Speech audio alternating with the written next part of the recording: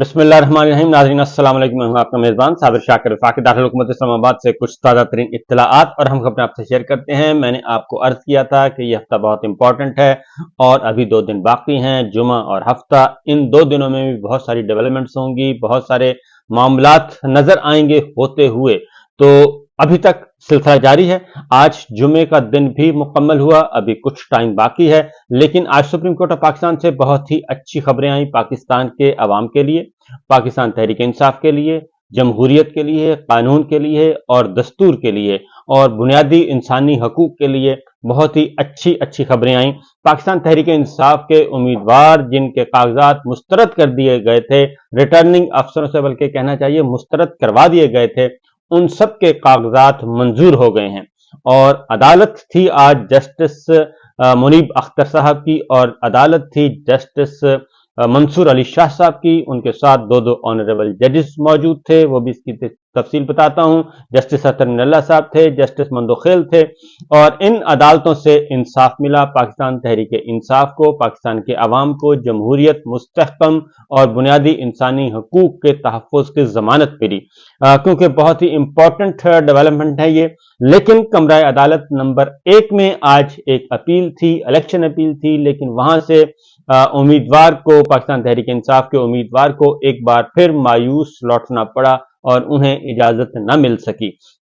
तफसीलात आपको बताते हैं क्योंकि अभी खेल जारी है, गेम इज नॉट ओवर, बल्कि गेम बहुत ही इन हो चुकी है और पाकिस्तान तहरीक इंसाफ को आउट करने की जो कोशिश की जा रही थी वो अब मांद पड़ती जा रही हैं, क्योंकि उनके वोट बैंक को रोका नहीं जा सकता। बहरहाल हम पहले चलते हैं मुकदमात की तरफ। बहुत ही इंपॉर्टेंट हल्के थे ये और खास तौर पे लाहौर का हल्का, हर हल्का इंपॉर्टेंट था।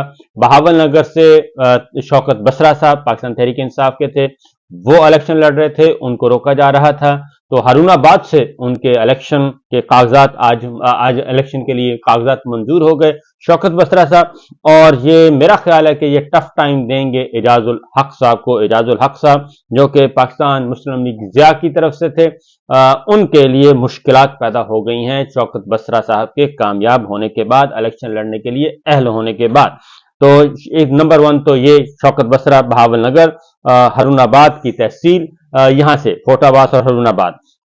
दूसरा जनाब चौधरी परवेज इलाही साहब के, क्योंकि ये असल में जो रिमार्क्स आए हैं वो बहुत ज्यादा इंपॉर्टेंट हैं। चौधरी परवेज इलाही साहब के कागजात मंजूर हो गए और उनके 4 हलकों से वो इलेक्शन लड़ रहे थे और आज उनके वकील ने कहा कि जनाब हम सिर्फ गुजरात की हद तक हमें इलेक्शन लड़ने की इजाजत दे दें, क्योंकि हम नहीं चाहते कि हमारी वजह से इलेक्शन डिले हो। लिहाजा उनको पीपी 32 गुजरात से इलेक्शन लड़ने के लिए इजाजत दे दी गई और इलेक्शन लड़ने की अहल, और बाकी 3 दरखास्तें उन्होंने वापस ले ली और अगर वो वापस ना लेते तो वहां पे भी वो इलेक्शन लड़ सकते थे और उनके कागजात मंजूर हो सकते थे। लेकिन उन्होंने एक हल्के से इलेक्शन लड़ने का मुनासिब फैसला किया और उन्होंने, क्योंकि बैलेट पेपर की इशाअत जो है वो जारी और सारी है। दूसरी जानिब चौधरी परवेज इलाही साहब के बाद सबसे बड़ा जो इंपॉर्टेंट डेवलपमेंट है जी, और वो एक है अटक से मेजर ताहिर सादिक साहब। मेजर रिटायर्ड ताहिर सादिक हैं, उन पे बहुत ज्यादा मजालिम ढाए गए, किसी को नहीं इल्म, तो मैं आपको बता देता हूं मेजर ताहिर सादिक साहब पे बहुत ज्यादा मजालिम। चौधरी परवेज इलाही साहब सब सारी दुनिया जानती है, उनको तो बताने की जरूरत नहीं है उनके साथ जो कुछ हो रहा है और जो कुछ किया जा रहा है। तो मेजर ताहिर सादिक साहब को भी अटक से इलेक्शन लड़ने की इजाजत मिल गई है और वो भी अहल करार पाए हैं, क्योंकि उनको भी काफी नुकसान पहुंचाया गया। इस तरीके से अगला जो इंपॉर्टेंट हल्का है वो है सनम जावेद का, और सनम जावेद को भी इलेक्शन लड़ने की इजाजत मिल गई। वो कौमी असम्बली के 119 लाहौर से और 120 लाहौर से इलेक्शन लड़ रही हैं और दूसरा एक सूबाई हल्के से इलेक्शन लड़ रही हैं। तो ये बहुत ही बुरी खबर है मरियम नवाज साहिबा के लिए और ये बहुत ही इंपॉर्टेंट डेवलपमेंट हुई है। सनम जावेद जो कि एक तवील अरसे से सजाए कैद काट रही हैं बगैर ट्रायल के, बगैर किसी जुर्म के, और उन पे इल्जाम है 9 मई का और वो बार बार कह रही हैं कि जनाब मैंने कोई ऐसा जुर्म नहीं किया। तो सनम जावेद को भी इलेक्शन लड़ने की इजाजत मिल गई। इस तरीके से आज ये 4 कौमी असम्बली और सूबाई असम्बली के अहम तरीन उम्मीदवारान जो हैं वो वापस लौटे हैं अपने हलकों में। तो ये जुमे का दिन और बहुत ही मुबारक दिन साबित हुआ। लेकिन एक केस ऐसा था जो कि कमरा अदालत नंबर 1 में था और वहां पे इंसाफ रिलीफ नहीं मिल सका। बहरहाल ये तो अब चीफ जस्टिस काजी फाइज ईसा साहब की मर्जी है और उनके साथ ऑनरेबल जजेस कि उन्होंने जो मुनासिब समझा वो फैसला कर दिया, लेकिन उन्हें इंसाफ नहीं मिल सका क्योंकि बकौल वो कहते थे कि हम अपना रिलीफ हासिल करने के लिए गए थे, लेकिन हमें रिलीफ ना मिल सका। सूरत हाल ये है कि चौधरी परवेज इलाही साहब के कागजात नामजदगी जो है जस्टिस मंसूर अली शाह साहब की अदालत में थे। शौकत बसरा का मामला था, वो भी जस्टिस मुनीब अख्तर साहब की अदालत में था। तो शौकत सनम जावेद साहब का मामला जो जस्टिस मुनीब अख्तर साहब की सरबराही में 3 रुकनी बेंच ने, और नोटिस इश्यू हो चुके थे। और आज जो हुआ मैं आपको बता देता हूं, लेकिन पहले एक और उम्मीदवार थे जी, याद आया, पीटीआई रहनुमा उमर असलम, उनके 9 मई के मुकदमात में मफरूर होने की बुनियाद पर कागजात नामजदगी मुस्तरद होने के खिलाफ अपील पर समाअत हुई और मफरूर होने की बुनियाद पर किसी को इंतखाब लड़ने से नहीं रोका जा सकता, सुप्रीम कोर्ट ने यह करार दिया। और सुप्रीम कोर्ट ने पाकिस्तान तहरीक इंसाफ के रहनुमा उमर असलम को भी इलेक्शन लड़ने की इजाजत दे दी। उमर असलम के 9 मई के मुकदमात में मफरूर होने की बुनियाद पर कागजात मुस्तरद किए गए थे। मफरूर शख्स इलेक्शन नहीं लड़ सकता। बता दें कहां लिखा है, जस्टिस मंसूर अली शाह साहब ने कहा इलेक्शन का फैसला अवाम ने करना है। जस्टिस अतर मिनल्ला साहब ने कहा। इस तरीके से उमर असलम साहब को भी इलेक्शन लड़ने की इजाजत मिल गई। तो एक ही आज बदकिस्मत थे, वो मैं आपको बता देता हूं।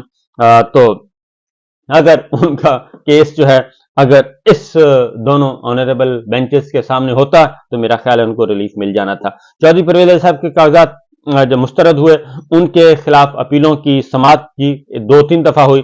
सनम जावेद के मुकदमे की समाअत 3 वक्फे करने पड़े क्योंकि इलेक्शन कमीशन जो है वो तशरीफ नहीं ला रहा था, डीजी लॉ तशरीफ नहीं ला रहे थे, और इसी तरीके से वक्फा बार बार वक्फा करना पड़ा। शौकत बसरा साहब के मामले में भी ब्रेक लेना पड़ी अदालत को, और अदालत का ये था कि हमने आज ही हर सूरत में फैसले करने हैं क्योंकि डिलेइंग टैक्टिक्स यूज किए जा रहे थे। तो ऑनरेबल जजेस ने रिमार्क्स दिए कि हमें आज फैसला करना है, जल्दी जल्दी आप आर्गूमेंट दें जो भी हैं आपके। हम इलेक्शन भी डिले नहीं करना चाहते और हम ये भी नहीं चाहते कि किसी को इंसाफ मुयस्सर ना हो। जस्टिस मंसूर अली शाह साहब की सरबराही में 3 रुकनी बेंच था जी। जस्टिस जमाल खान मंदोखेल और जस्टिस अतर मिनल्ला थे चौधरी परवेज इलाही साहब के केस में। परवेज इलाही के वकील फैसल सिद्दीकी साहब अदालत में पेश हुए जी। मालूम है कि इंतखाबात के लिए बैलेट पेपर छपना शुरू हो चुके हैं, जल्द दलाइल देना चाहते हैं, फैसल सिद्दीकी साहब ने कहा। अदालत ने चौधरी परवेज इलाही के केस में प्री कैन की दलाइल की तैयारी के लिए ब्रेक ली और ब्रेक के बाद फिर दोबारा 2 बजे दोबारा टाइम रखा गया और उसके बाद फिर समाअत हुई।